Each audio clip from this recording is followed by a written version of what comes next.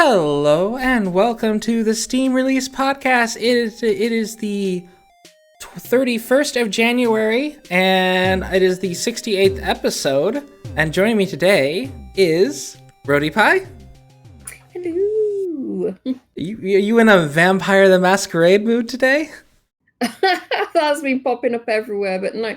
I would have gone with a more white attire, I think, definitely. And he's back, our perennial guest, Top Gun Bunny, aka Adam Bomb, aka who knows? Yeah. Hello, everybody. Hello. It's been a very uneventful week for me in gaming, so I've got nothing interesting to share. But I think Rody has some interesting stuff to share. So Yes. So show the graphics. Oh yeah. Darn it. There we go. There's the graphics. So yes, I played two point and click games this week. One of them being Midnight Scenes, The Highway, and I also played episode 2. So these were nice. I wanted to kind of like set a goal of playing at least 2 point and click games a month to try and get through a big chunk of the point and click games that I've accumulated during the years. And this was just something very quick, something very nice. I still haven't completed The Adventures of Fat Man, but yeah, this is like very simple, very basic point and click game, and it's almost like a TV show where something horrible happens at the end. There's a mystery, and there's all weird things happening on it every episode, and like a Twilight Zone sort of. Yeah, Twilight Zone, that's it. Yeah, so this is like set like the Twilight Zone in each episode. And there's only 2 episodes so far. I really hope that they bring out more. There is like at least one jump scare in each episode, but it's not really too much, you know. It's not really too much. And the developer is also the person who did The Supper. But Midnight Scenes is their first. Octavi Navarro. I was looking at the names like, I've seen this name before. Who is this person? Oh. Yeah. They did The Supper, but the Midnight Scenes is their first point and click game that they did. Mm-hmm. So, yeah, I recommend it if you're looking for like a quick distraction, about 15 minutes. The second episode is a little bit longer. This isn't very taxing in the puzzle department, but it's logical, everything makes sense, and the stories are quite interesting, so yeah. It's really lovely pixel art too, and I am kind of curious, like, did they originally do the pixels in grayscale, or did they do it in color and then do grayscale? And I'm wondering which way would be more difficult. Yeah, they're really good pixel artists. They're really good. And I'm looking forward to their next game. They have got like another game coming out. So yeah, which I think I've wishlisted. So yeah, I can't wait till that comes out. Let me see. Oh yeah, it's called Booklice Prologue. Yeah. Okay, interesting. Well, Octavio Navarro continues to impress. I think let me see. The Supper was their January 28th. So this was their first game, and it was free. So now I guess we know why they did a free game, is because they were going to do it. Actually, The Supper wasn't there. That's not their first game. Midnight Scenes is their first game that they did, but they put it on itch.io. Oh, okay. So it's just now that they ported it to Steam. All right. Yeah. Okay. All right. Interesting. And what about your other game that you've played? The second episode. Oh, the second one. Episode 2. Let me see. I'm trying to see if I can get up to a link to the episode 2. Maybe I have to search for it. Midnight Scenes 2. There we go. Aha. Oh, and this one's on a plane. Oh my gosh. I wonder if this is like the one with this little goblin on the plane. That's exactly what I thought, but no, it wasn't. No, it was something different. Yeah. Because that's the I'm first glad. thing I think. I'm glad because I would have been like disappointed. It's like, Yep. oh yeah, no, this is gonna go, you know. But no, I was completely surprised. It was really good. Oh, that's awesome. Okay, but yeah, and just more fantastic black and white. I like how the trailer is kind of making you think that it's gonna go that way, though. Yeah, like you looking at the when I saw the thing where you're looking at the porthole of the craft, it's like, yeah, okay, I get where this is going. Yeah. But they subverted your expectations. That's cool. Yeah, completely. Very good job, Octavi. All right, Top Gun Bunny. What about you? What have your games you've played this week? Well, I'm back to school, so I'm kind of sticking to some of the stuff I've played before. But the as everyone knows, the Stardew Valley patch came out, the 1.5 patch. Mm-hmm. So I ended up starting 2 separate Stardew files in the last month to play that. So I haven't actually played any of the new content yet, but I'm perpetually always playing the spring over and over and over again every time I open the game. Oh, did you? Because I keep trying to play with other people, and they're like, "All right, let's start a new file," and then we play through spring, and then it falls off. So fingers crossed here next week I get to play summer. Did you, when you started a new file, did you start one of the new island? Yeah, we did. Well, not with the island. We started with the new farm. It's the beach farm, I think. Yeah. So we started with that one. It's like you plant everything in the sand, so you can't use the sprinklers, and the game. We had it turned on so there's like random bundles and stuff, so it makes the game a little bit harder or a little bit at least fresh for the people who've played it before. Oh, okay. I've only ever played the first year of the game. I just perpetually keep making new files every time I sit down to play with a new group of people. So there's that, and I also played quite a bit of Smite because the season 7 was ending and season 8 has started. So I had paid into basically like the season pass for that, and I needed to play a certain amount to get all the customizations and stuff. So I was just like really sitting down and just powering through that game for a while. Season 8 looks good so far. There's a few bugs. They've got a new map and stuff for their main conquest game mode. So hopefully once the servers kind of get a little bit more stable, that'll be good to play again. And the last thing was Space Engineers. So I've been trying to get my brother into Space Engineers, and we built a ship together. So I was playing that quite a bit. Ooh, nice. Yeah, it's too bad I don't have a picture to show you or anything now. But yeah, we managed to build a pretty big ship. It's like 42,000 blocks or something big. Oh my gosh. Yeah, it took quite a bit of time, and there's still a little bit to do with the engineering of like the console and renaming all the blocks and all that stuff, that gobbledygook that I don't want to do. But that was a lot of fun. I probably won't touch it again for a little while now because I might just space engineered myself out. But yeah. Oh, I suppose I did do that this week. Reminding me playing with my brother. I did finish Stormblood with my brother, so finally. Yay, so nice. I can get to Shadowbringers and find out what all the hype's about. So wow, really looking forward to just that. in time for the new announcement that's coming out in February. Yeah, I don't think I'm going to be able to finish it in time for the announcement, but I do plan to finish it in time for the new expansion at least. So fingers crossed. Fingers crossed. So yeah, looks like we had that was a good week of gameplay, quite a variety on Adam's part. Yeah, that's all games I've played before, but yep. But new updates. Me every time and I understand the whole Stardew Valley thing where like a new patch comes out, I gotta play it from the beginning again because I gotta start from the beginning. A lot of like in Fell Seal, every time they do a new patch, it completely changes how the game plays, and it's like, oh, but what is like this like at the beginning now? I'm really curious. So yep, never advance. Anyway.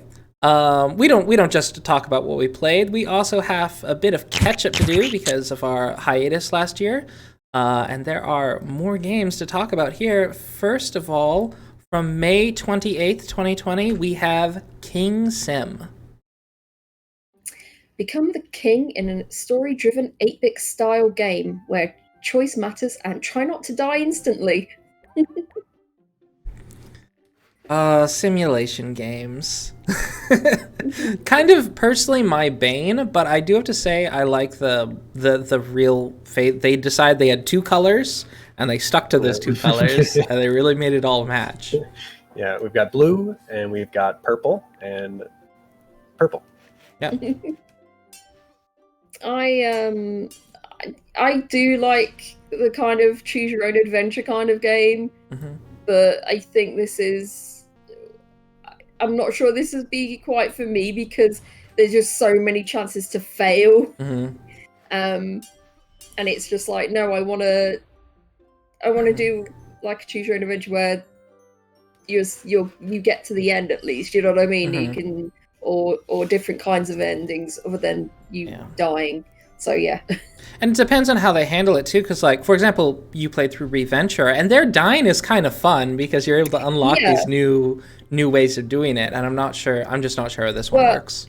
Yeah, it's like it's not the dying isn't a fail state in Reventure. It's like that's the whole point. It's like you unlock a different kind of ending of how you died, sort of thing. Whereas this one, it's like I feel. And there was that game. Was it God Save the Queen or something? Oh yeah. Whatever. And it's like someone is always trying to assassinate you, and you have to do your best to try and stay alive. I feel like this is more on the lines of that, really. So yeah. I never tried Reventure, but I did try that FOS game that we talked about in December. That had a whole bunch of endings as well. Oh yeah. I was thinking about that. How was it? Did you enjoy it? It was good. I think I got 18 of the endings. Now that I'm looking at it, I played it for a few hours. Nice. I was pretty stoked about it for a little bit. I'd like to try Reventure though, because that seems like it's like the OG of this style. Yeah. I highly recommend it. Because I wasn't so into it at first, but then it was like, I got into it a lot more and played it a bit more, got into it a hell of a lot more, and then I wanted to get every single kind of ending. So, 101 endings. Yeah, I knocked around for a bit in FOS, and then I found out that I could kill people in the game. So I basically, every time you kill somebody, it's a different ending. So I went around and just started killing every single person, starting from scratch, walking further out, killing the next person, starting from scratch, walking out, killing the next person. So that was quite a few of my endings. Actually, was just like killing the people in the on the sort of a little bit of a tangent, but games that sort of reward you for dying. If you've ever heard of Project Gorgon, I think I've mentioned it before a long time ago, but it's an MMO that's now on Steam. But one of their mechanics is death, and you have a death level. So every time you die in a new way as a player, you gain experience, and that you can unlock new levels. For example, you cannot become a Necromancer in-game unless you raise your death level enough times. Oh, cool. So once you raise your death level, you unlock the Necromancy skill. And so when there's a mechanic where there's something called a word of power, and if someone, it's a really hard to craft item, but once you use it, you kill everyone within earshot of you, including yourself when you use it.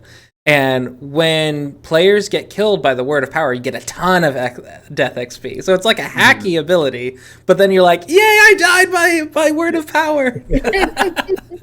So just kind of a another funny way to do death mechanic. Anyhow. You have to link me that game because I'm curious now. Yeah, it's a very old school RPG, MMORPG. But yeah, so KingSim, check it out. It's by Fuzzy Pixel Game Studio, and it is $9.99 USD. It's £7.19, and it's very positive at 88% with 71 users. Yep. Nice. Our next title is Pilots of Darsalon. Your job is to locate and transport the containers to your base, avoiding enemies on your way. Your ship is equipped with a hook to carry the containers. This is a physics-based arcade game inspired on the very early classics and with a strong Commodore 64 feel on it. I actually had a Commodore 64 when I was a kid, and yeah, that's they have captured it very well. Although I think the graphics are a bit better, more like Game Boy Advance, I think. Yeah. You're right, actually, yeah. I don't know if I could listen to this music for an hour. It's very crunchy. Ooh, yeah. Not in a crunchy chiptune kind of way, but like it's really crunchy. Yeah, probably just put on your own soundtrack. But yeah, it looks very retro. I've never been good at these types of games, but you know, if depending on how good it is, that sounds fun. It is $4.99 USD and has a 94% positive, so it's probably a good game. It is also $4.99 Canadian, so here we are. $4.99 UK as well.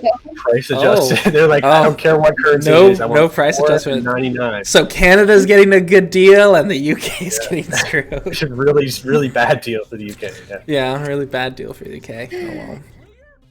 But still, it's not going to break the bank, at least for now, as a currency stand. We shall see how that changes in the next few years. But yeah. Like, how much do you want for it? Just $40.99. Yeah. They're just like, no. Oh, there's 15 stages. 15 stages. It's not bad. Not bad at all. Look, it looks like it's about 2 hours. 2 hours of gameplay. I've seen lots of people 2 hours racked up. Oh yeah. And they've got the next one, Mars of Darsalon, coming out this year. Oh, Moons of Darsalon. Yeah. Yep. Yeah. Pilots of Darsalon, Moons of Darsalon. Oh, cool. So they're making a whole series out of it. How interesting. But yeah, that is Dr. Kucho Games. Our next title is The House of Da Vinci 2. Become an apprentice of the famous Leonardo da Vinci, solve handcrafted mechanical 3D puzzles, and discover hidden secrets. Navigate through mesmerizing environments of the Italian Renaissance. Travel through time to influence your surroundings. Ooh, time travel. Didn't you play the first one of this? Me? Yeah. No, it's very similar to The Room. The Room. Yeah. Okay, that's what I'm thinking of. I'm thinking of The Room. It would depend. I'm curious if you like actually walking through, or if you're like The Room, you just click on something and it just takes you there. Because if you're like actually hobbling about first person mode, that disorientates me slightly. I'm not very good. I'm not very good at first person things. I get really disorientated. But yeah, if it's just like you're like looking around and you're not exactly like just walking around everywhere, you're just clicking on doors or clicking on this and it zooms in or something like that, I can handle that. So it might be interesting for me to play, maybe, because I love those kind of those puzzles like The Room. And this looks really good. Yeah. Judging by the video, I think you might walk between puzzles, but then the camera is fixed when you actually get to a puzzle.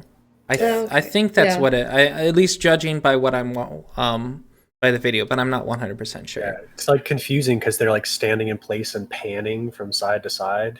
That bit where it shows you like you walking, that just might be a cutscene, because that's what they kind of do in The Room when you're like kind of moving from like one room to the other.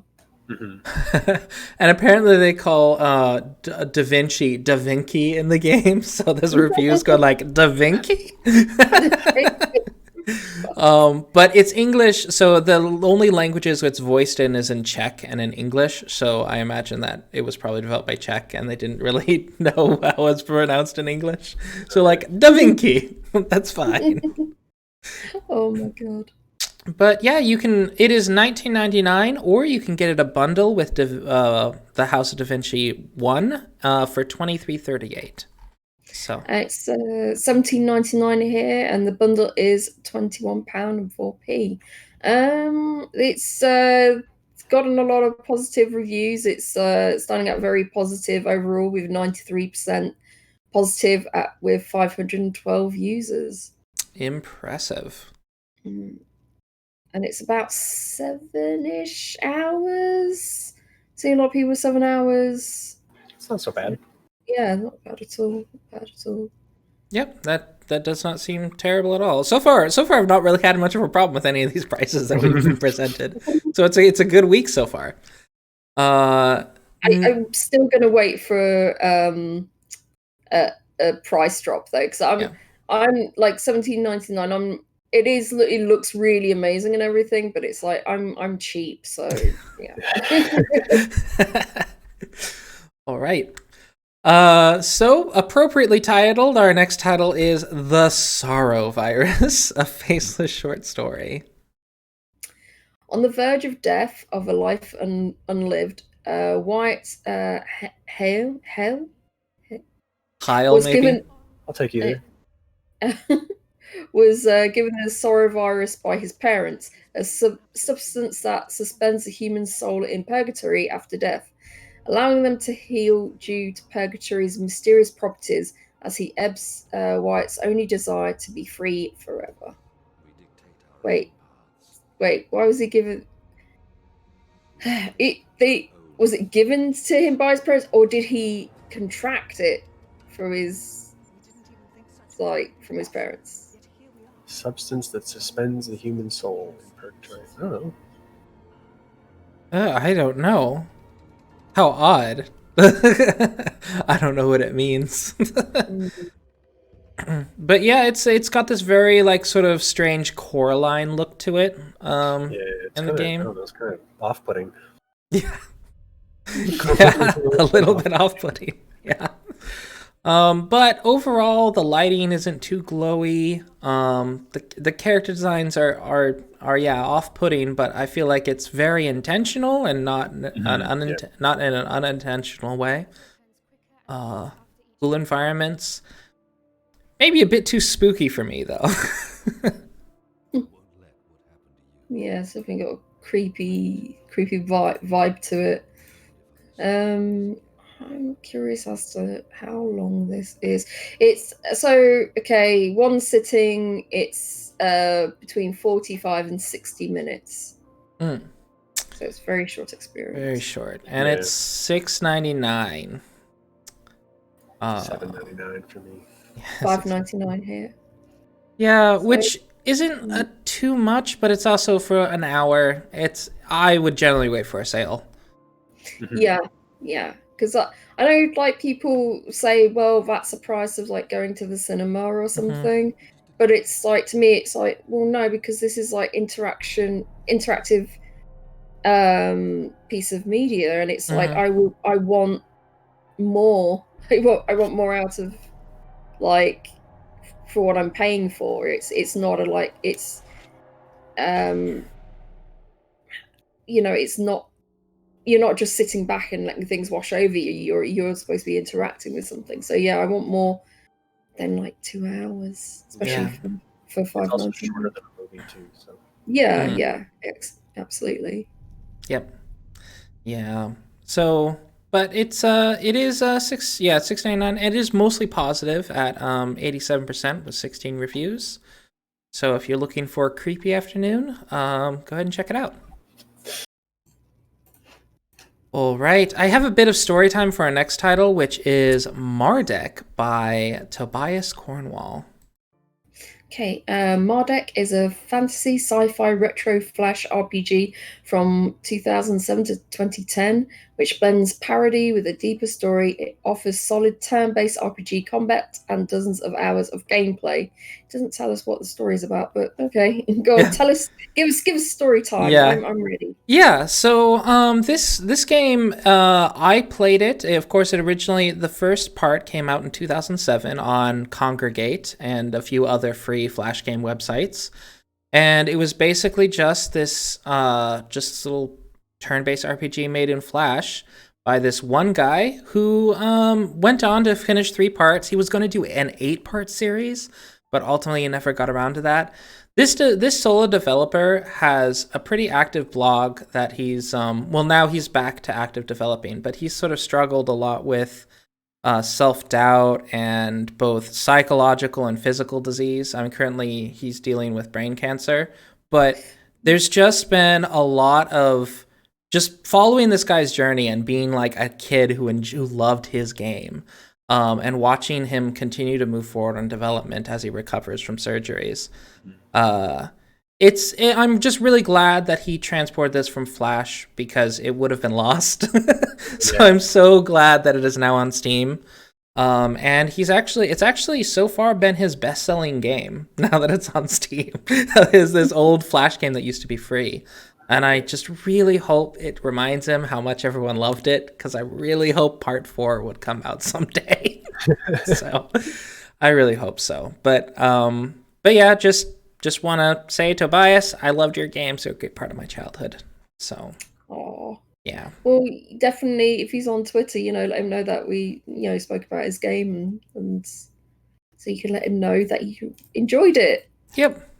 Yeah, it's £7.19. It's nice, that, as you said, this has been saved from going into oblivion with Flash being scrapped now. Mm-hmm. So yeah, this is great preservation, and people pick this up and because they remembered it. It's fantastic. Yeah. Mm-hmm. And it is straight up just a kind of a classic Final Fantasy S RPG. There's a dream realm, there's aliens. So it does a lot of parody. So it does a lot of parody of sort of the RPG, JRPG genres. But it also has a lot of just straight up, he made a really good world, even though it's initially more of a parody. The further you get into the story, the more you just kind of accept this world as being a real thing. It was just very well done. And then I think kind of just how he does his music. I don't think he's classically musically trained at all. All of the music in the game, some of it's really good, some of it's not so good. But he kind of just plays it by ear and just kind of banged away at the piano until he found a song he liked. And so he's got some excellent sound music in there because of that. But I think that's in the same way he sort of just found magic through the writing as well, where it's just see what he could do, and it eventually became that. Yeah. I like what he's put at the end here. As of 2020, I've been working on a 3D reimagining of MARDEK called Divine Dreams, which aims to retell the story using the more than a decade of personal and skill growth since MARDEK was released. You can check my website for more info, check the external links. Yep. Yeah, so I'm really hoping about his future projects. So I'm really hoping he kind of can recapture the magic that was this. So yeah, it's just a really cool game. It's got an extensive encyclopedia and bestiary, and there's a ton of different skills, and all the monsters use skills that eventually you could learn if you build your character a particular right way. It's just a very cool game. So yeah, that is MARDEK. It is $9.99 US. It is on my wish list. All right. But yeah, so now we can get to our... Which one? There it is. I couldn't find the graphic. All right, there we go. We are up to our releases. So we are now up to this week. No more of this backlog stuff. We're back up to this week. And starting, we have Monday, January 25th with the game SOLAS 128.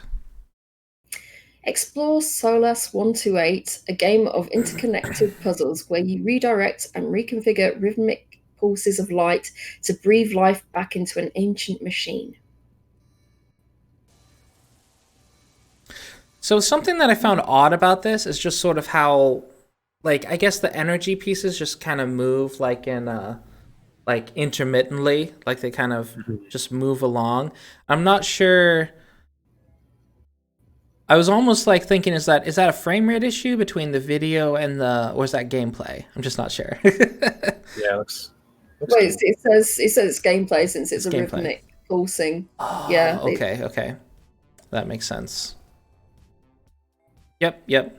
But yeah, it's these sort of kind of puzzle system games. I know that they're kind of a pretty healthy genre on Steam, and so it's cool to see another take on it. It's interesting. I'm having a tough time discerning what I'm supposed to be looking at on the screen. Yeah. Without the tutorial, I guess, of the game. And I really hope there is a tutorial. Yeah. It's got a 100% with 16 reviews so far. Let me see. I guess you got to get the right colors into the right colored node, and you've got to sometimes try and change those colors. So you've got to like have the pulses intersect and stuff. Yeah. Oh, interesting. That's very, very clever design. A unique aesthetic choice that's not too garish. I wouldn't want to necessarily look at it long term. No. Long term, but with puzzle games, thankfully, you can generally sit down, figure out a puzzle, and then leave it until you come back for the next puzzle. Yeah. 150 interlocking puzzles, so puzzle screens, I should say, and you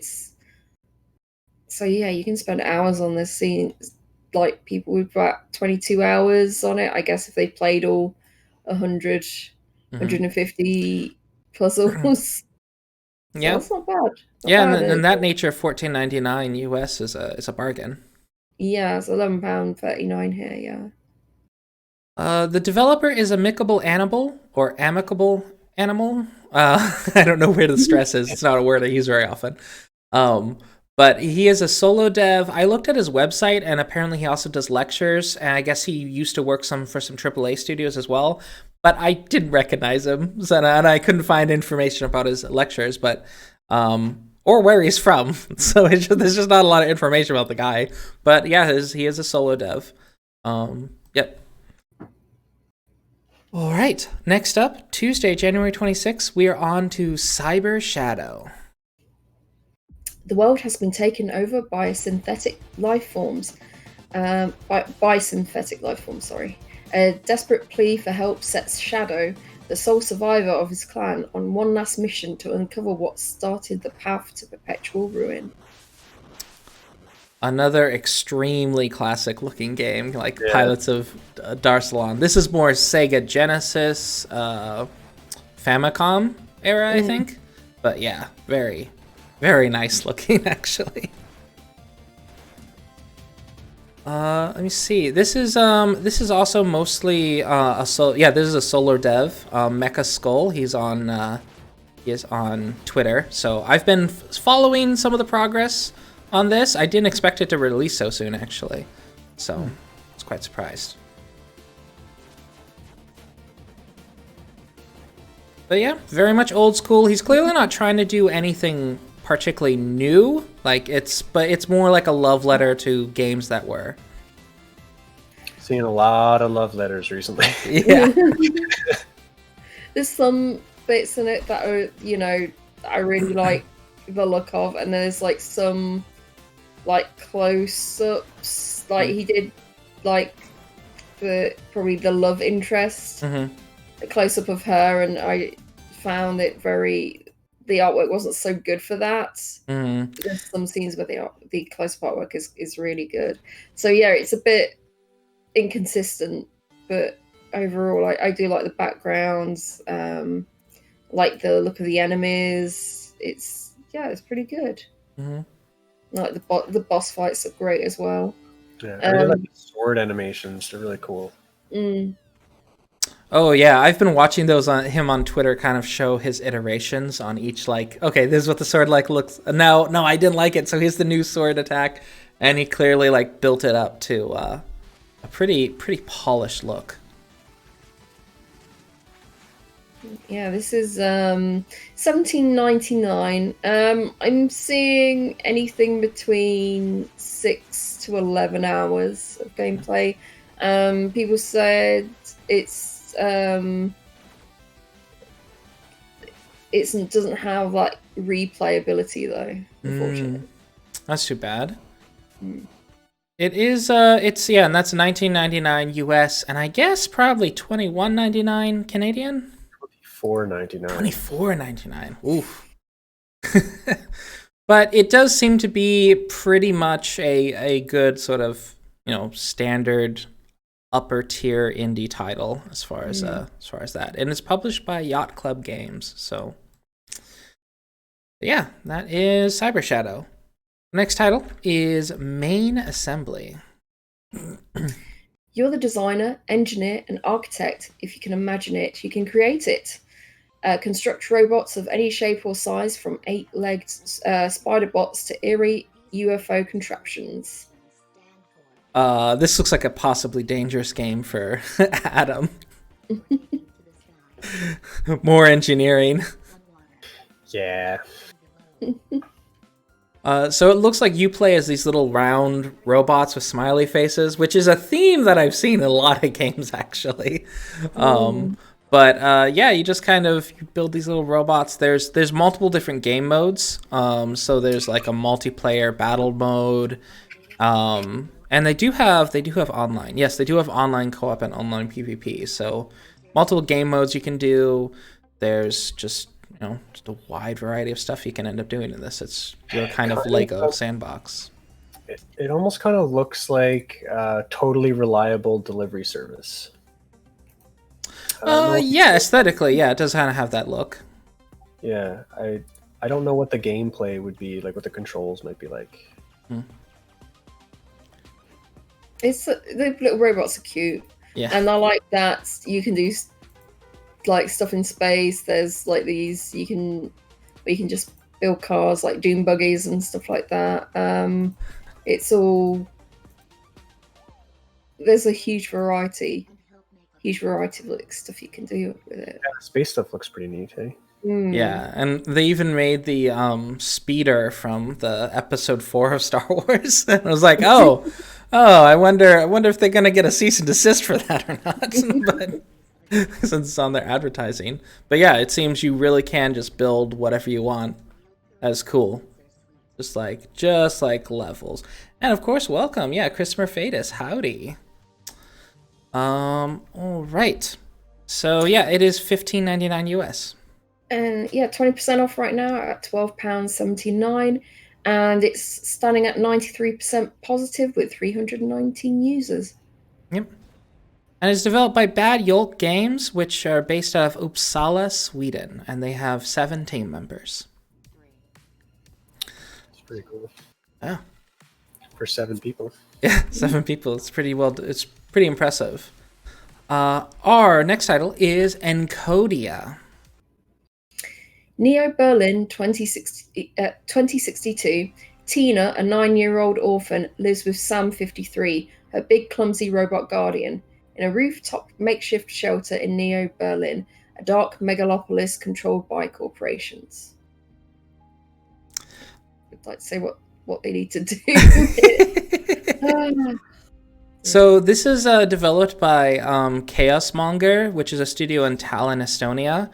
They do actually movies as well, so they have multiple movies and documentaries that they've made, and then they have a game division.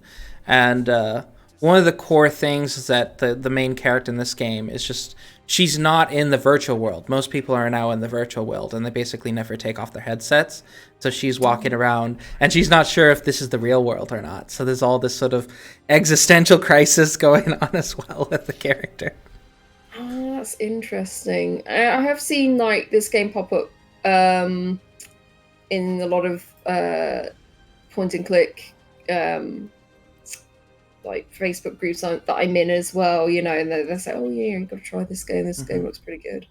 So yeah, it's been kind of like on my radar, but I wasn't sure what it was about because the trailer doesn't kind of show what it's about. You have the setting and you have the characters, but you don't have the kind of, it doesn't really say what they need to do, sort of thing.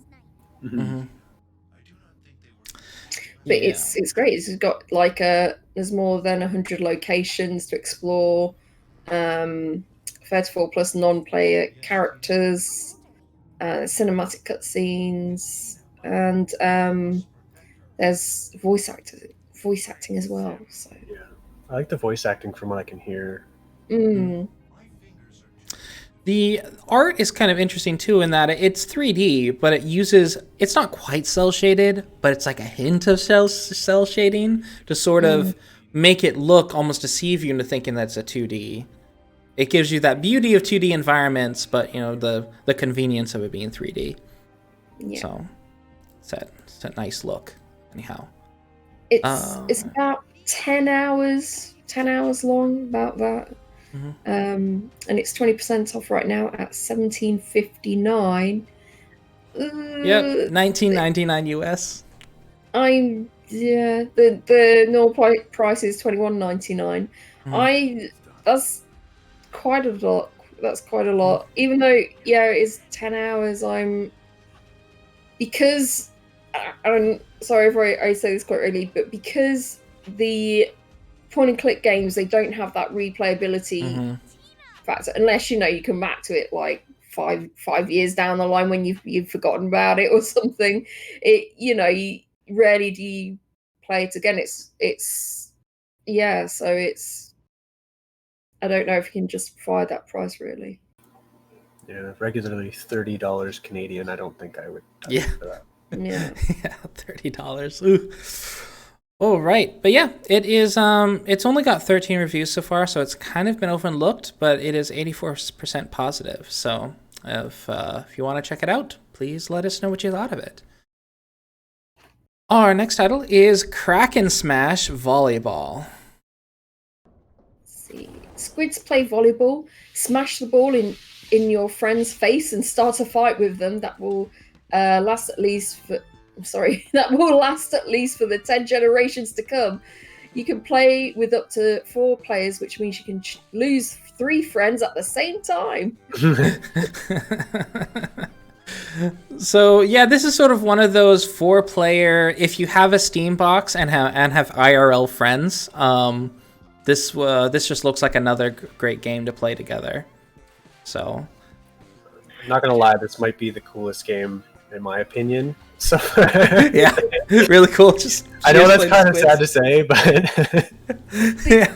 To me, it just looks like too kind of basic, though. You know what I mean? It's just like it's not a lot going on. It's like Pong, but play with your friends, and there's some cool animations, and you can stick to the wall and stuff. You can stick to the wall, and you can pull on the other players too. So yeah, I think I would play this. It does look like it could be very much fun. It's kind of like if you ever played Ultimate Chicken Horse. That's another good in-person game if you ever check it out. So Ultimate Chicken Horse. That's 30% off right now at £5.80. Yep, $7.69 US. I'm just looking up Ultimate Chicken Horse. Yeah. It's good. You got to check it out. It's so basically with Ultimate Chicken Horse, it's a jumping so it's like it's a platformer, but you lay all the platforms, and you can also lay platforms to screw over your friends, and it's a great friendship destroying game. It's fantastic. So definitely check that out. On to Wednesday, halfway through the week, January 27th. Oh crap, that's a birthday for someone I know. Oh, I forgot. Anyhow, January 27th, we have Märchen Forest. This is the story of a young girl and her magical adventure. This is the story of a girl. Yeah, yep. So a little bit more context. I was reading up a bit more on this. It's if you're familiar with the Atelier series, which by the way, Atelier Riser 2 just came out as well. But so this is kind of like another type of sort of that potion making life sim almost in a magical universe with RPG elements. So it's sort of that thing, at least from what I've been able to figure out. It's got a cute aesthetic. Also, there's another. It does have their prequel game is on. Let me see. If I check PrimaryOrbit, Märchen Forest, Milne and the Forest Gift is their previous game, which came out in 2018, which seems like a less, I'm not gonna say less pretty, but a less aesthetically. I feel like their 3D art skills have improved. Yeah. Yeah, that's what I'm trying to say, without being too mean or anything. So they've clearly sort of advanced their artistic efforts for this one. The main character is super cute. Mm-hmm. Is super cute, and the world that you play in as well. I do like that. It's quite nice and detailed and varied. The fight scenes, they're perfectly serviceable. I think there's nothing really I'm like too wow about, if you know what I mean. It's like nothing, but it's like, yeah, if you like this genre, yeah, it's pretty good. It's pretty good. Yeah, I feel like aesthetically it would appeal to Bravely Default fans. Like it's kind of in that realm. But yeah, it is just a small Japanese studio that made this one. And all the audio's in Japanese, of course. So be ready to read subtitles. I kind of like how they have the pictures of the humans, the girls who are actually playing them, I guess. Mm-hmm. At the beginning, that was a neat little touch. Unless they're models, like I don't know, I can't tell because it's in Japanese. But... Oh yeah, I think those are the voice actors. Yeah, I think they have they got different seiyuu to work on it. So yeah. So it is a really well voice acted game. And this is $26.99, and it's at 95% positive with 20 user reviews. Yeah, that's pretty good. $46.99 Canadian. That's pretty expensive. Yeah. $34.99 US. Yep. So they're definitely going for that full price AA game. That's what they're aiming for, that price bracket. All right, our next title from Thursday, January 28th, which is the big day of releases this week. Starting off with Curious Expedition 2. Curious Expedition 2 is a turn-based narrative roguelike set in a reimagined version of the late 19th century that uses procedural gameplay and story elements to create completely unique and epic adventures every time you play. So it's a roguelike. Okay. All right. So this is kind of like a more randomized version of Darkest Dungeon, I guess, maybe? Oh yeah. This seems more choices based though. Maybe not so much. Yeah, it's choices and dice based. Yeah, dice based combat. Interesting. And the first one that they did was very, very popular as well. So yeah, this is looks very interesting. And there's mole people as well. Yeah, there's mole people. I do like how it's kind of it's made as a parody of the late, that sort of the gentleman adventurer class of the late 1800s. That's kind of I just like that sort of period in time, sort of the Jules Verne sort of storylines. That's kind of cool that they're doing. They said that all sort of fanciful, where the world was still seemed a bit more fantastic, and large, yeah. Yeah, it's a cool era to sort of retell. It's nice. Yeah, I like the character designs, and some of the environments look really good. Yep.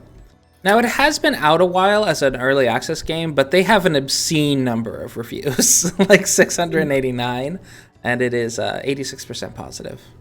Yeah, their first one, Curious Expedition, I'm looking at like 2,600 reviews. Wow. So, like, people know who they are already. Yep. I don't know how they went from this older style animation to the new art style. Oh, let me see. Maschinen-Mensch, and what is their old one? Curious Expedition. Oh yeah, there's like more pixel kind of based, and this one is more cartoony.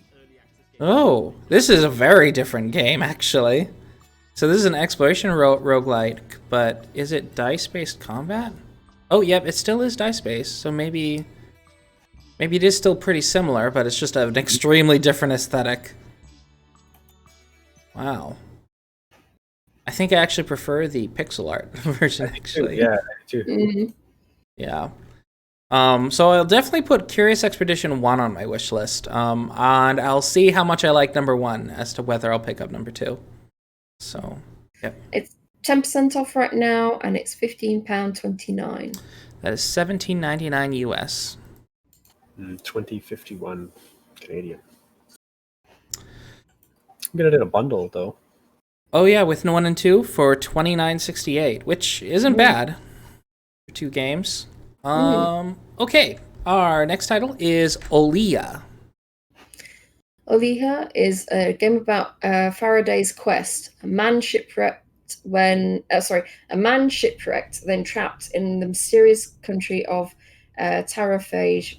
Armed with a legendary harpoon, he and other castaways try to leave this hostile country to return to their homelands. Let me see if I can get past the cutscene. Yeah, this cutscene looks good though. Yeah. And then the gameplay, the actual game looks so different. I'm like, wow, look at that trailer, look at the cutscene. Oh, so amazing. And then pixel art. Yeah, so they want to give you an idea of the setting, but yeah, the game is very much pixel art, which I like. I like the pixel art style. It's not my favorite style. I prefer the ones that, you know, you can have more line work done, but and this one doesn't really have line work that much. So, but it's nice. This is a really short game. It's made by it's only a few hours long, and it just has a unique sort of combat mechanic to it. This is sort of like the same studio made another game that's also kind of smaller like this. But I am really hoping that they make another game because they show just a ton of promise. Yeah, it's like some bits are like the background's like very detailed and everything, and then sometimes it can be quite sparse. But yeah, it's really well done, and it looks pretty good. It's at very positive right now with 95% positive with 67 reviews, and it's $11.99. Yep, that is $12.74 US. $17.49 Canadian.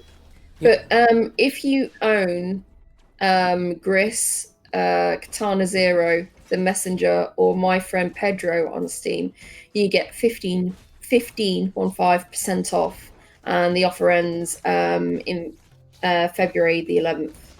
Oh, that's a Devolver Digital special. Interesting. I didn't know they were doing stuff like that. How clever.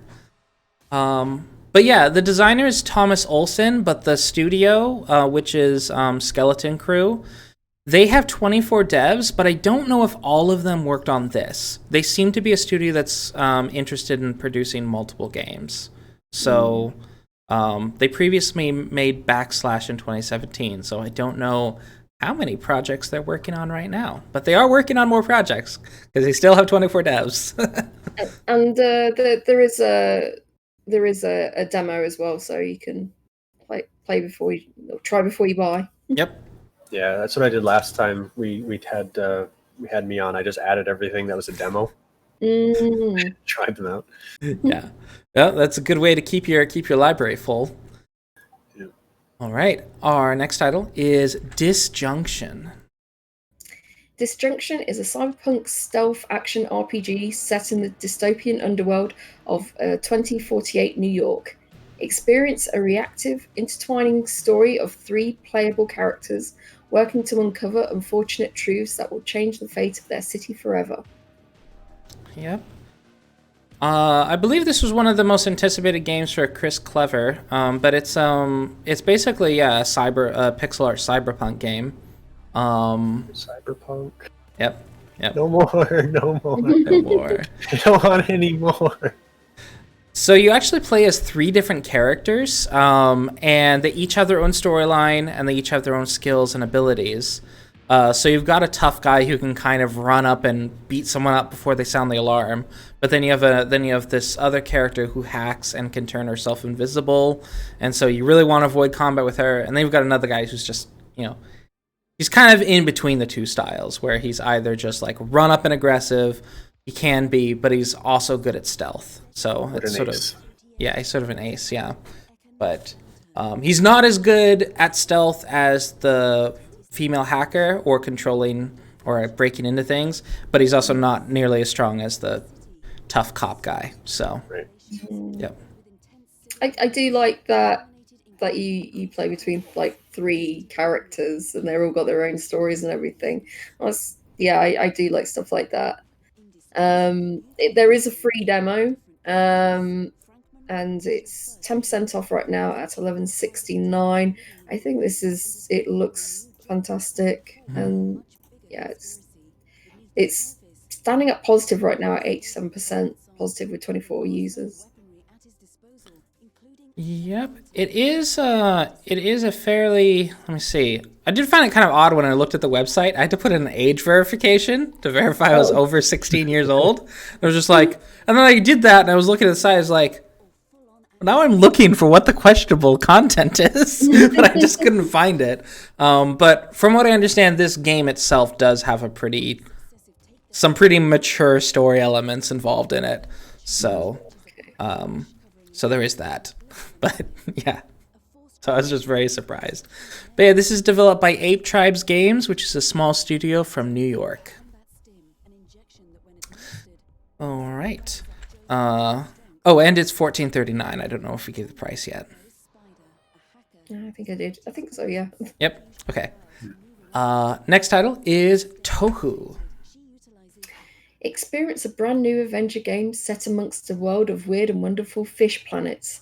Explore beautiful environments, solve intricate puzzles, and discover the truth about a mysterious little girl and her mechanical alter ego, Cubus. So the planets are fish. Yeah.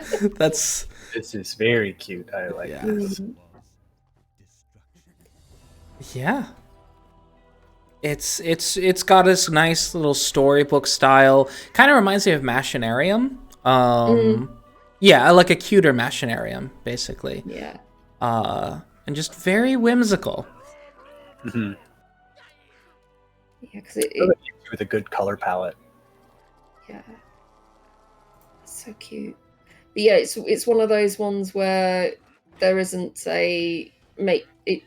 I see there's like a little bag in the corner, so I don't know if there is like an inventory puzzle. But looking at the game, it seems like it isn't. It's just like those sort of mini games that where you're having to fix something or it's cute. And when you turn into the robot as well, that's interesting. Because I was thinking, where did the robot come from? Yeah. That's her alter ego.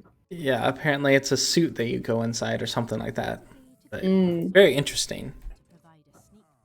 It's TOHU. It is $13.49 USD. It's 10% off here at £10.79.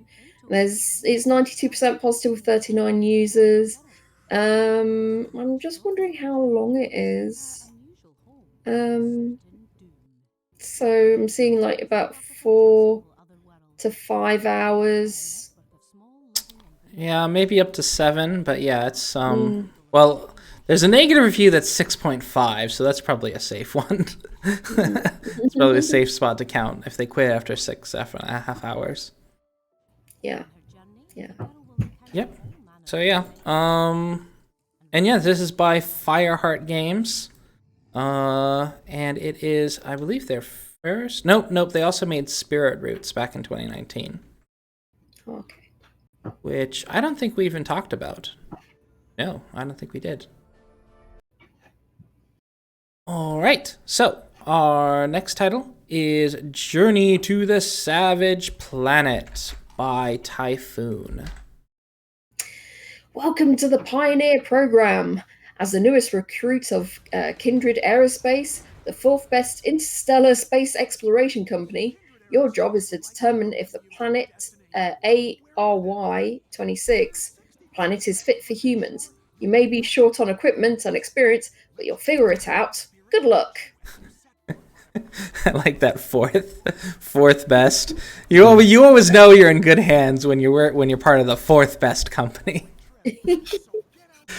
There was this funny little there's this YouTube blogger who talks about like international news, and he's like, now over in the world's third favorite country, Australia.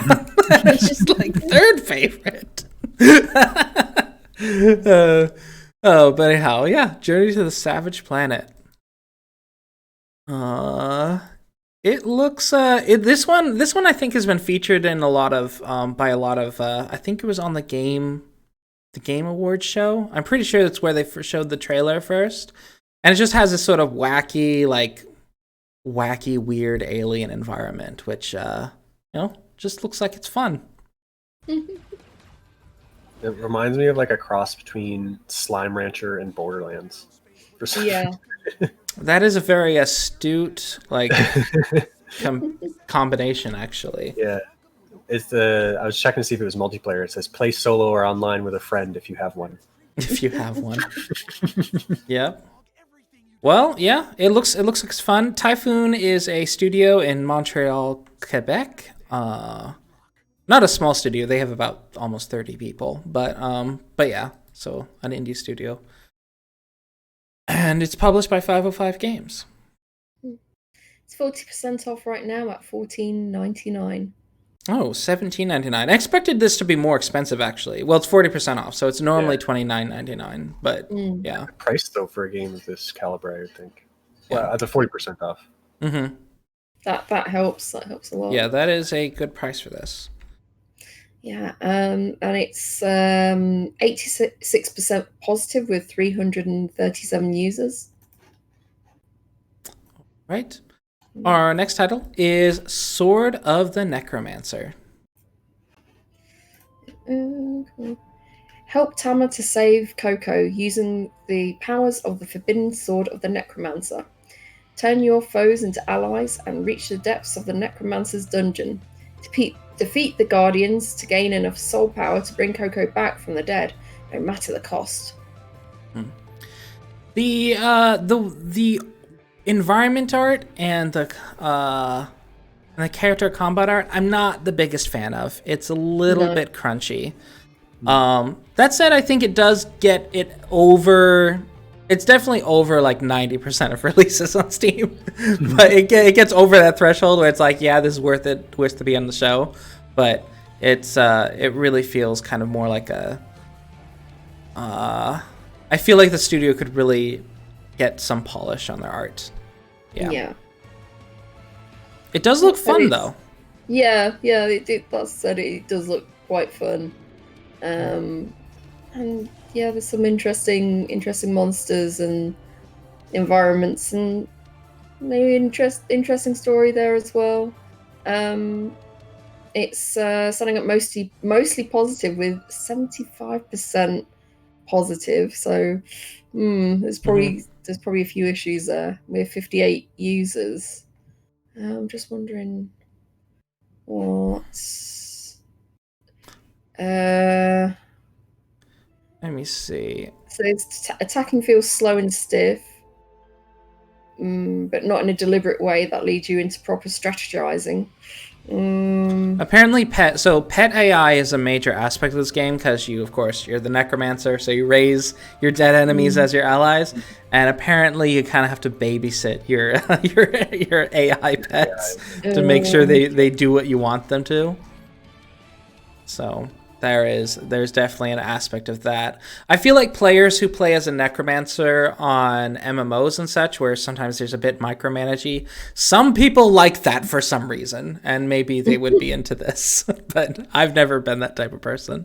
I think that's why I don't like playing Summoner on Final Fantasy XI, because it's very micromanagey, whereas on 14 it isn't. You just like, off it goes. It used to It's be more fine. micromanaging on 14, but Yeah, yeah, they've absolutely. gradually made it to the point where it's just there. Yeah, completely. So it's Yeah. just there, and it acts like an extension of yourself. But yeah. But this is 10% off right now at 12.14.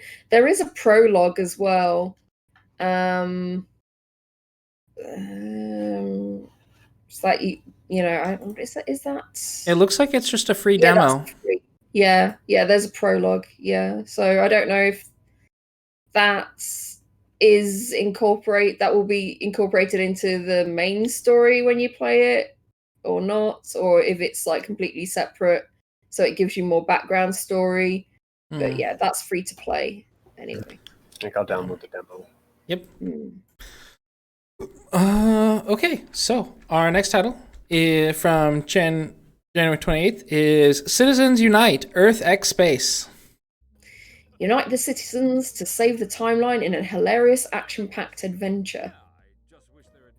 So yeah, story time. Okay, yeah. So I play tested like Citizens of Earth. I remember talking about it. Yeah. Yeah, and that was originally published by Atlas, but now it's like been published by Sega, and they've bought up the IP and everything. Well, now it's Kemco. Yeah. So basically, I don't know what's happened, because it seemed like with Atlas, at least, like they were getting the word out that Citizens of Earth was out. But as soon as like it went to Sega and their second game came out, it didn't get any sort of like advertising or anything. The only thing I saw was on his Twitter, kind of that it was like, oh, there's his second game's out, sort of thing. So yeah, it's and this one is both of them combined, but there is some extra content as well. So yeah, but I don't know how many hours of extra content there is. It's inspired by the Mother RPG. Yeah. Where what are those two characters? Earthbound? Yeah. Earthbound, and Mother. I'm trying to think of the characters. Ness, and Lucas come from that game, I think. Right. Yeah. Yeah, I remember you talking about it. Now that I'm looking back, it came out in 2019.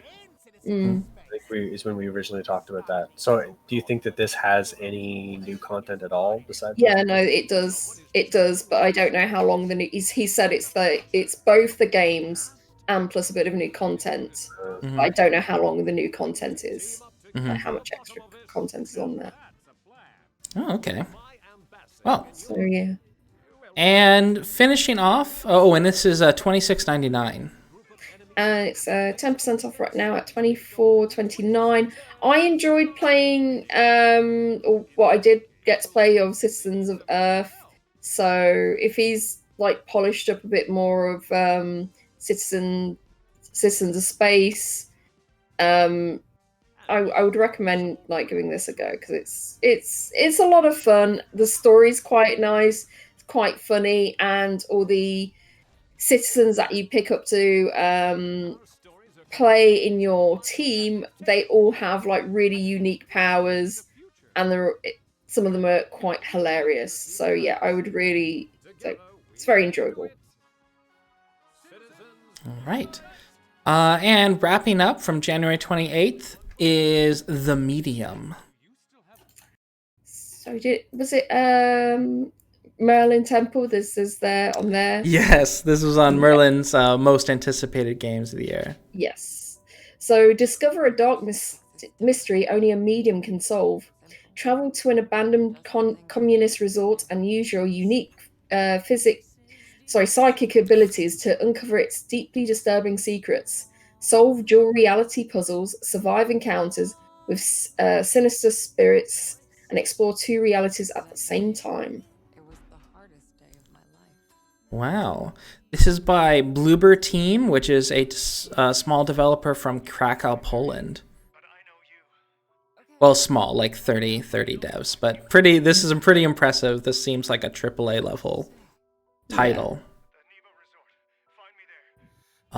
It is very positive at 84% and 1,112 reviews. And it only just came out? Yeah. It's very smooth looking, and it's one of those ones that I would like watch someone like play, but like sort of like cover my eyes, like, oh, this is like, because I'm not a big horror fan. I am a bit of a chicken, so but I do like watching like people get scared when they're playing on Twitch. It's also cool to see a game set in kind of modern Poland. That's kind of cool. Yeah. So.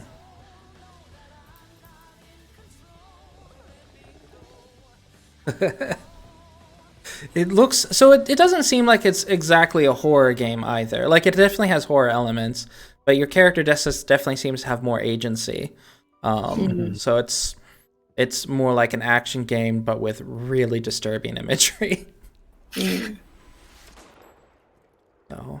But yeah, it's 10% off right now, and $35.99. $60 Canadian. Yeah, 60 Canadian and $44.99 US. I'm wondering how long this is. So I'm seeing anything from 7 hours to like 16. Seeing a lot of 10 hours as well. So maybe about 10 hours. That's not bad considering what kind of game it is. Yeah, it's this I would put in sort of the AAA category, so it makes sense. Personally, if I do ever check it out, it's gonna be after it's during a sale, because I never buy AAA games at launch price ever. No. So it'll be on a steep sale probably a year or two from now, and I'll check if I check it out. So yeah, that is The Medium. And I've only heard from people I know who've played it. I've only heard very good things. So this is another sort of Polish dev that's doing a pretty good job. So, all right. Friday, our last day of releases, Friday, January 29th, we are starting off with Fit Force. No matter what happens outside, keep exercising at home using only a computer and a smartphone. Your workouts won't be boring ever again with entertaining and interactive gameplay. Have fun and be healthy with Fit Force. I would get a rubber case for your phone before you do this. Because I can imagine throwing it pretty easily. This is like, if you don't have one of those, have a Switch with a Ring Fit, it reminds me of that, because that incorporates RPG with getting fit, and you're using that ring to like tighten your core, or do lunges, or so it's very interesting that you're just using your phone and PC. Do they mention how your phone connects to your PC? I suspect it would be something similar to the Jackbox. That would be my suspicion. You probably have to download an app, and that's going to connect via network. Yeah. So you probably have to have an internet connection for this. At least how I'm thinking it would work. But yeah. So as far as like graphics, they're definitely using. I think these are Unity assets. Maybe some custom made assets, but these are like the Unity low poly assets that I've seen before. But it is a cool idea. Mostly it's not the art that's the cool part. It's the concept behind an exercise program. That's pretty cool. Without any special hardware, just a modern smartphone. I do like that it's also local multiplayer as well. So yeah, that's nice if you want to work out with a roommate or your partner or something. That's cool. You do have to have a phone with a good gyroscope probably, and a good like a step sensor, like the movement sensor, because otherwise this wouldn't work well at all. But yeah, yep, that is Fit Force, and it is free to play. Yeah, yeah. I'm wondering, like, what if there's like a payment thing that goes on. Yeah, maybe ads on the phone or something. Yeah. Yeah, I don't see. I'd probably have to read like through their notes or blogs to find out what how they charge you, how they make money, because they have to make money somehow. Yeah. Yeah. Our next title is A Painter's Tale, Kuron 1950. Load. There we go. Painter's Tale is an adventure game that tells the story of the tiny Citro village of Kuron Venesta by mixing reality and fiction. The old Kuron was flooded by the waters of Lake Raschen in 1950 due to the construction of a dam. What lies beneath the bell tower still emerging from the lake? This is something that's actually been happening a lot in Europe and the Middle East, where as they build dams, there's all these ancient towns that end up getting flooded. That's a really interesting thing to cover. And this is published by the Italian, like an Italian. It seems to be an Italian arts. Ivy Pro. No, so I have to look at the beginning of the video again, but it seems like they're sort of published by an Italian, like a public. But yeah, they're using that voxel Italian video game program. Voxel kind of style. And it's kind of it's all right. It's kind of okay, but it's kind of Yeah, no, it's not particularly. I feel like they're trying to go for a pretty game, but I don't think the voxel style serves it as well as it could be. Yeah. It's not bad. It's only like $9 though, so. Yeah. Yep. Yeah, $7.99 US. But yeah, this is set in Sud Tyrol, which for those wondering, Sud Tyrol is the part of Italy that is German speaking. So historically, it's part of Austria, but after World War I, it was given to Germany. I mean, given to Italy. So I don't know about these block people. Yeah, that's what I was saying. Like, if it's like voxel, it looks kind of odd. I don't know. I wish they went with I really like that. I really like the houses, and I kind of even like the trees. But yeah, the people for sure. No. Yeah, no, the people need more detail. Like they need more of a curvature to their face, etc. Not just squares. Yeah, because it kind of just like looks like a comedy then, and if it's like you're kind of doing sort of a serious kind of subject matter, it's nicer. With and you're talking about the beauty of something, or you're exploring the beauty of something, then it's like, well, wouldn't you have like a non-comedy looking like character? Yeah, because it seems to be like, about the world that was kind of thing. So it would also be cool if there was no people. I think that would be neat too. Yeah, just being able to walk around and like read piece of paper and learn what life was like, that kind of thing. Yeah, that would be cool. Yeah. All right. Our next title is Don't Get Bit, which is by K9 Games. It's a zombie apocalypse, and Cassie, a sarcastic 18-year-old armed with only her wits and a kitchen knife, must get to her uncle's farm. Keep Cassie alive in this turn-based strategy game as she battles the undead across 30 levels, trying to survive and not get bit. Yeah. It kind of me out. Yeah. Just like you just got a kitchen knife. It's just, oh my god. I do like the narrator's voice in the trailer, and I hope that it's in the actual game as well. And then you got a doggy, and then I'd be so stressed about the doggy. It's like, no, I don't want to get the doggy killed. No. They do claim that there's full English audio, so full audio over here in the languages. So maybe it is narrated. But yeah, interesting. So there's 3 journeys. If you survive the 30 levels, you can play them again, only this time with a turn limit for each level, forcing new strategies and revealing a new ending. That's the second journey. And then third journey, finish the second journey, and you can play the game one last time, where every zombie bite is fatal. Survive this time to discover the final ending. Oh, so there's 3 endings. So it's kind of like... Oh, okay. So this is kind of taking what a lot of Japanese games do, where you have to like replay the game, but differently to get to the true ending. Interesting. The first playthrough is about 3 hours. Mm-hmm. So yeah, I'm curious.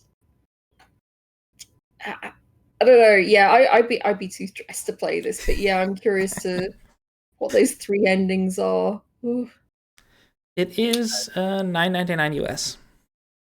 It's £7.19, and unfortunately, we don't have enough user reviews. Yeah, 1 user review. Yeah. Yep. I really like the art style of it, but not the map. Like, Yeah. I don't like the... Yeah. Yeah, I feel like it's very functional for what it's trying to do, but yeah, it could use to be prettier. Yeah. I do like the either the instructions or something, or the sort of like the black, red, and cream color that when it's doing you close-ups of things or explaining something or telling you a bit of the story. That bit's quite nice.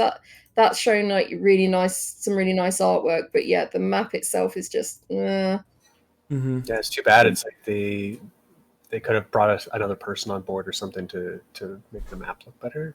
Yeah. Completely. This sounds like you just didn't have enough like talent sets on your team to kind of finish that last bit. But yeah, it is Kanon Games' first game on Steam, so I hope that they're able to get another game out there in the future. This yeah, like they a really do cool have concept. There is over 30 monologues from award-winning actress Cami Hines. So yes, so yeah, we do get a good monologue. Wow, nice. Yeah, voice audio. All right, and our final game this week is Everybody Wham Wham. Compete to build the best snowman in a story-driven winter adventure. Make friends at the festival. Tune into the Wham Whammed radio station and uncover the hidden truth behind Wham Wham the Snowman. Can you build, decorate, and sabotage your way to the festival grand prize?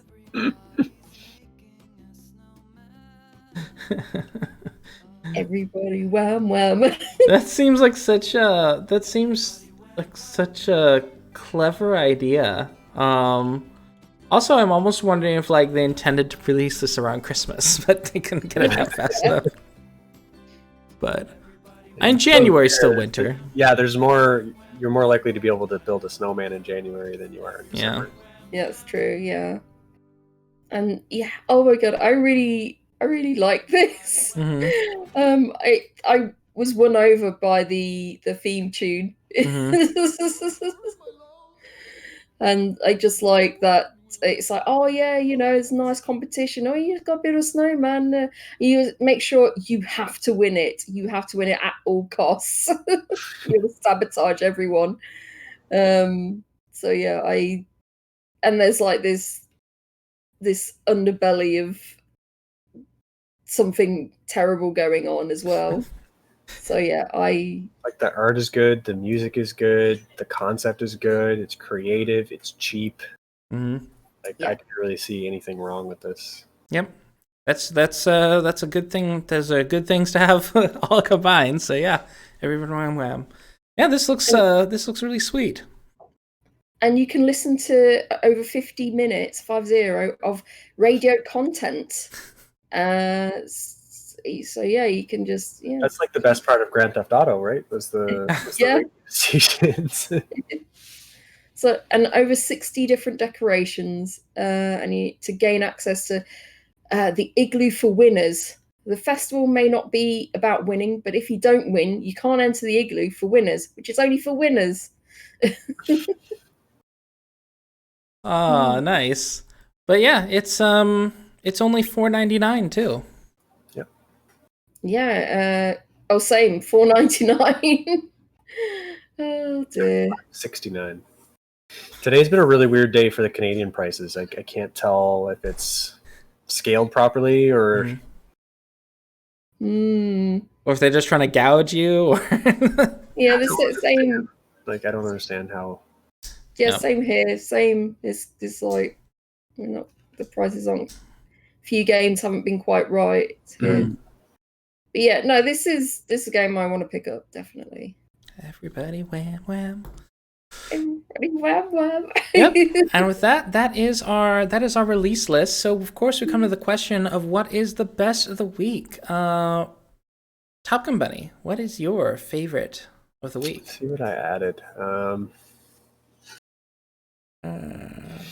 I don't know, man. Like, I haven't seen a whole lot that I was interested in. I did add Kraken Smash Volleyball to my wish list, so I can't say it's the best game, but I don't know. That. It looks like a good game to play with friends. Yeah, I added Main Assembly, more for the space stuff, I think, though it is a bit expensive. And I added TOHU, even though I don't play quite a lot of point-and-click games, but I like that. And I added Everybody Wham Wham because I don't understand how it's going for so cheap. Like the game seems really unique. It seems creative. It just I don't know. And a really nice price as well. So it's just like, yes. Yeah, it's not something I'd go out of my way to go find, but after watching the video, I'm like, yeah. I think it is kind of funny. In the catch-up, everything seemed really cheap. And then we got to the releases, and like there weren't a lot of cheap games. Suddenly it got kind of expensive. I was like, I think Everybody Wham Wham is like a true gem that we found here. You know what I mean? Because it's like there's hardly any. It's got no user reviews at all. Like, nobody has played this. Yeah, I'm really curious about this, and it's unfortunate seems to have gotten missed. I mean, it did just come out 2 days ago, but it's hopefully I can like start tweet this out and go like, hey, someone check this out, let us know. And Christopher Fadis said Kraken Smash and Journey to a Savage Planet were his highlights. Oh yeah, what was Journey to a Savage Planet? That was by Typhoon. That was like the weird, wacky alien world with a bunch of big-eyed creatures. Yep. What about you, Dewey? What was mine? Oh, so just for purely sentimental reasons, I'm really glad that MARDEK was in the catch-up. So now that I know that this is out, I'm gonna buy it just to make sure that the dev knows that I liked your game, no matter how like bad life is or how, because he's very open in his blogs, like how bad he's feeling depressed. Like, look, we liked what you did. We liked what you did. You made a mark on other people's lives. So, I really hope that he continues to go on a path of growth and into a better life. So, and from this week, what am I gonna pick? There were a few that interest me, but I feel like it's kind of, you know what? I'm gonna probably just say the medium, or either that or Everybody Wham Wham, but probably. Probably the medium. I might buy Everybody Wham Wham just because nobody has reviewed it yet. I'm just so curious. Probably the medium is the most interesting to me, just because it's setting and it's like just how many good things I've heard from other people, and just the subject. The subject matter is just interesting to me. Solving mysteries by talking to the dead. So, yeah. But yeah, the medium. What about you, Rudy? So I would say for the catch-up list, I think I'm quite interested in the House of Da Vinci 2. I probably will pick up the first one to see how it is and if it's more like The Room or if I'm actually getting lost and bumping into things because it's like the first person and I'm like, oh, did I come in? Did I go this way? I'm all lost now. Oh, I'm disorientated. So. Yeah, that one is definitely on my list. For the this week, there's a couple of nice point-and-click games, like TOHU, the interesting, and ENCODYA. ENCODYA, that didn't quite tell to me what the story was, so I was a bit confused about that. I think they should have been a bit more concise.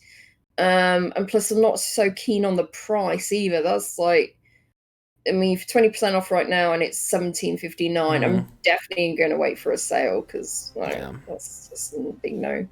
And TOHU, very interesting, and it's not badly priced at £10.79.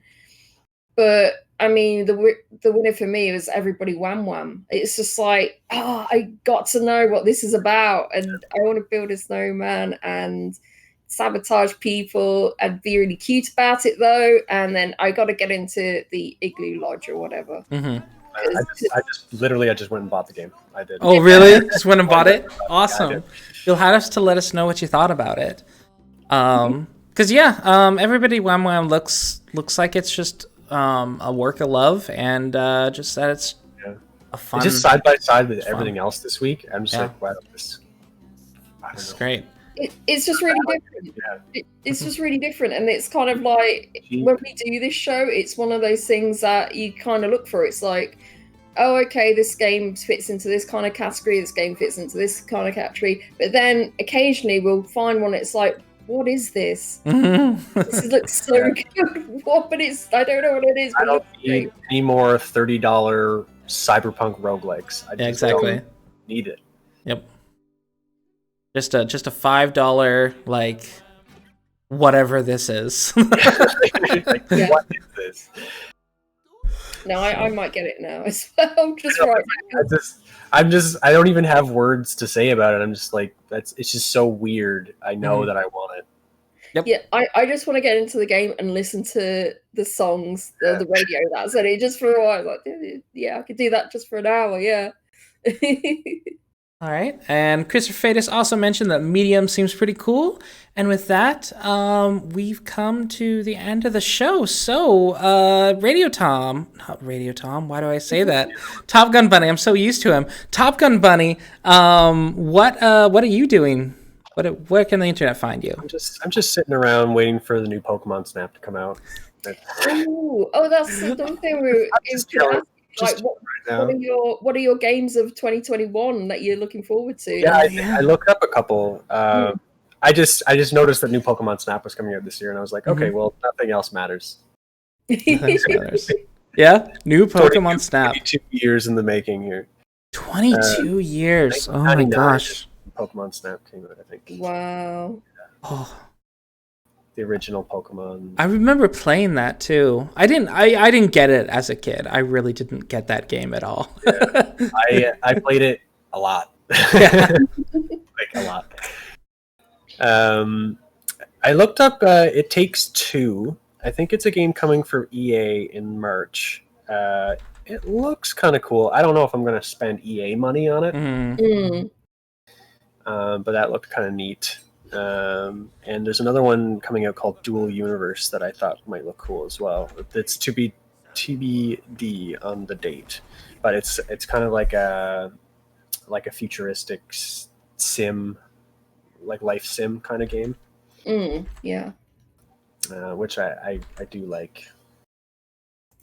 Wow, I can't find Dual Universe. Yeah, I don't know if it's gonna be on Steam or not. Yeah, maybe it's not gonna be on Steam. Well. Yeah, I don't know what article I was looking at, but I was like, Pokemon Snap. It's coming out this year, hopefully. So. Pokemon Snap. And we actually have the technology now too to have it on the Switch and hold the Switch around. Take pictures. Yeah. I hope they go with that. Yeah, that's a good idea. Okay, I just purchased Everybody Wham Wham. Right? Yeah. As soon as I get off this call, I'm going to play it. Yeah, same. It just looks like a game that's going to leave you with a smile. So yeah. All right. Well, what about you, Rhodey? What's going on with your life? I haven't streamed at all. I don't think. Well, I streamed at the beginning of the month. I have not streamed like since I finished my last game. I need to get back to trying to clear more of my lists. I did play 5 games this month, and completed 5 games this month. So Mm-hmm. I am perpetually trying to clear get through my Steam library. Although I get sabotaged by games like Everybody Wham Wham.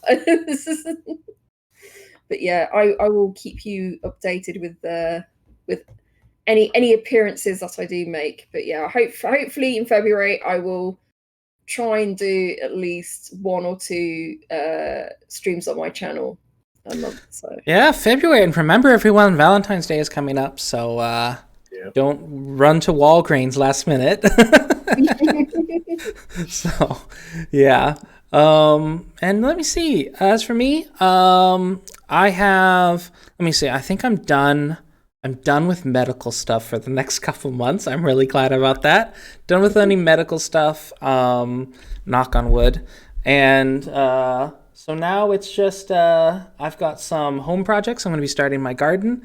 So I'm really excited to do that. I'm going to have to that's my personal project, is starting a garden. I have this one-minded thing. I want to get back to streaming, but I just have so many of these projects that I'm like, I need to get this done. I need to get this to happen, and then I can get to streaming. So I hope soon, when I do start streaming again, y'all are gonna have like this little plant garden back behind me with my seedlings growing up, and I'm gonna be ready to have a really proper patio garden this summer. Yeah. I'll be playing Stardew Valley right behind here. Stardew IRL. So. Unfortunately, doesn't come with romance options, but no. All the melee buttons you could possibly ask for. Yes, exactly. Well, and so yeah, with that's what I'm doing. So, we will be back, of course, next week though, and I hope to see you all there. So, yeah. Don't forget to like and subscribe. Yep. Don't forget to like, subscribe. Bye bye, YouTube. Bye. Bye.